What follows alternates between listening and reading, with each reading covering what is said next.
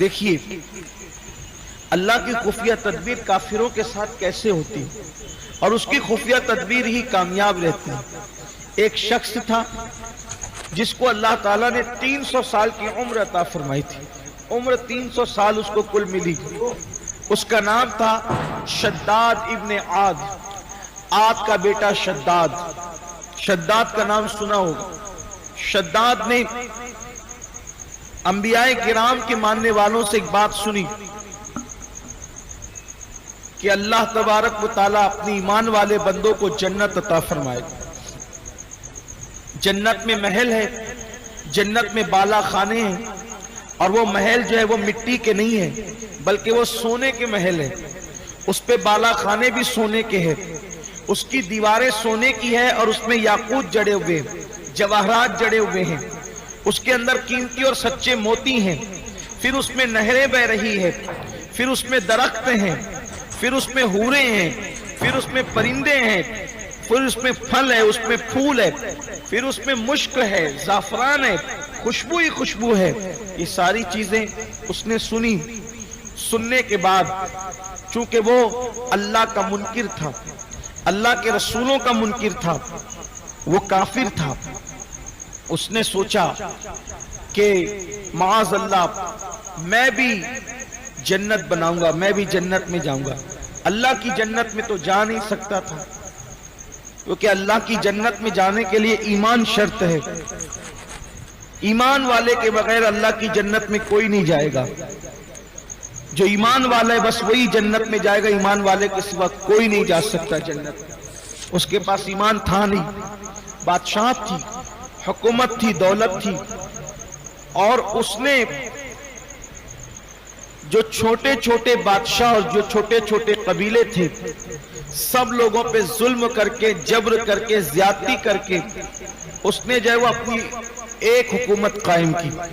حتیٰ کہ اس کے بھائی کا نام شدید ابن عاد تھا, اس کا نام شداد بن عاد تھا. شدید کا انتقال ہو گیا تو شداد کو پوری حکومت مل گئی اور وہ بلا شرکت غیرے ایک بہت بڑی سلطنت کا مالک بن گیا.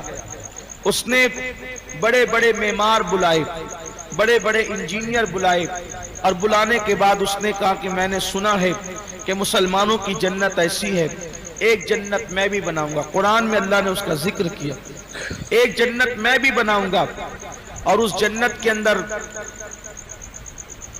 اتنے اتنے بڑے رقبے میں محل ہی محل ہوں گے. میرا محل, میری کنیزوں کے محل, میری بیبیوں کے محل, اسی طریقے سے میرے وزیروں کے محل وغیرہ وغیرہ. اس نے پورا ٹارگٹ دیا اور کہا کہ وہاں پر ریگزار نہیں ہوں گے, کنکر پتھر نہیں ہوگے, وہاں پر جو ہے سچے موتی بکھرے ہوں گے, یاقوت اور جواہرات بکھرے ہوں گے, نہریں ہوں گی, درخت لگائے جائیں گے. یہ ہوگا وہ جو جنت کا ایک تصور ہے جو قرآن و احادیث کے اندر ہم پڑھتے سنتے ہیں, ایسی جنت وہ زمین پہ بنانا چاہتا تھا. ایمان والوں نے سنا تو ان کو ٹینشن تو ہوا ہوگا کہ یہ جنت بنائے گا, چیلنج ہے. اور پھر اس نے جب لوگوں کو بتایا کہ میری جنت ایسے ہوگی تو کہا کہ اس میں تو خرچ بہت لگے گا,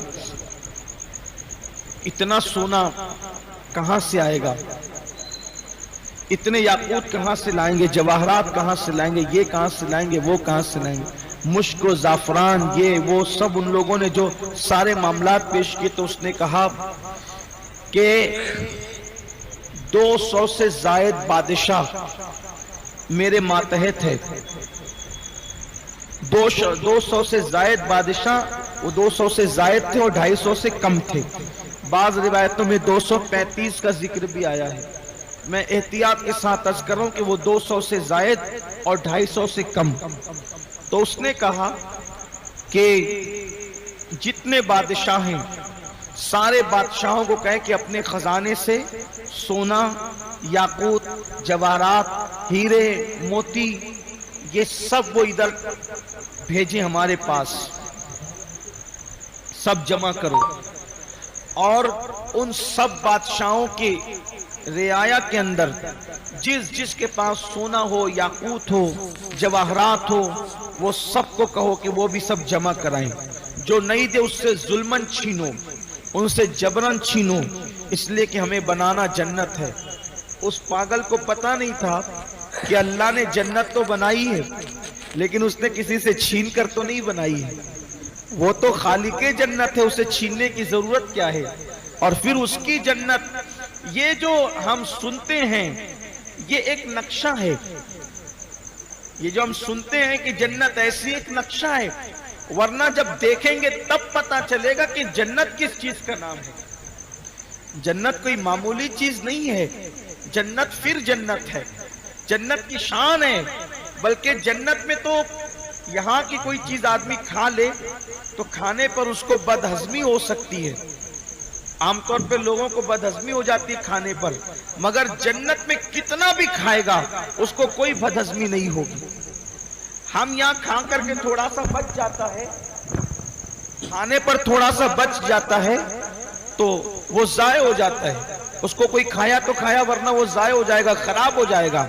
لیکن جنت کا حال یہ ہے کہ اگر کسی نے کوئی پھل توڑ کر کے، اچھا ایک اور بات جنت کی، جب جنت میں کوئی پھل توڑے گا درخت سے تو جیسے وہ ہاتھ اٹھائے گا تو درخت کی ٹہنی جھک کر کے اس کے قریب آ جائے گی، یعنی اس کو اونچا نہیں ہونا پڑے گا، ٹہنی خود نیچی ہو جائے گی اس کے لیے، اور وہ پھل توڑے گا۔ اب پھل توڑ کر کے کھایا، کچھ کھایا کچھ بچ گیا، جیسے ہی چھوڑا وہ پھل پھر سے پورا ہو جائے گا۔ کوئی پرندہ اڑ کر کے جا رہا ہے، دل میں آیا کہ میں نے آج پرندے کا گوشت کھانا ہے، وہ بھون کر کے آپ کے پاس آ جائے گا، آپ نے کھایا، کھا کر کے چھوڑ دیا، اس کے بعد پھر قرآن میں جو اس سال کے رمضان شریف میں ہوا اس میں بھی کچھ جنت کا ذکر ہوا، تو بہرحال اس نے اپنے انداز سے کہا کہ سب لوگوں کا سونا، جواہرات اور موتیاں، ہیرے سب اکٹھا کرو، یاقوت وغیرہ سب اکٹھا کرو۔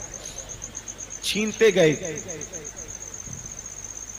10 سال تک کے سونا، یاقوت، ہیرے، جواہرات سب جمع ہوتے رہے، 10 سال تک چھینا چھپٹی چلتی رہی، حتیٰ کہ سمندروں سے نکالنے والوں کو بھی متعین کر دیا کہ جتنا نکال سکتے ہو نکالو، اور نکالا اس نے، حوصلہ ہمت اس کی جتنی تھی اس نے اتنا کام کیا۔ پھر اس کے بعد ایک ایسی زمین کا انتخاب ہوا جہاں کوئی پہاڑ نہیں ہو بلکہ چٹیل میدان ہو، اس کی حکومت میں ایک بہت بڑے رقبے پر پھر وہ زمین کا انتخاب بھی ہوا۔ پھر اس کے بعد سونے کے محلات تیار ہونے شروع ہوئے، اور اس کا کہنا یہ تھا کہ جب تک وہ تیار ہو کر کے بالکل مکمل نہیں ہوں گے میں دیکھنے نہیں جاؤں گا۔ کام سے لگا دیا اس نے، ہزاروں لوگ رات دن کام سے لگے رہتے، خوب محنت کرتے، کوشش کرتے، کاوشیں کرتے، یہاں تک کہ لکھا گیا ہے کہ 40 سال ہو گئے، 40 سال میں شداد کی خود ساختہ جنت تیار ہو گئی، اس میں سونے کے محل،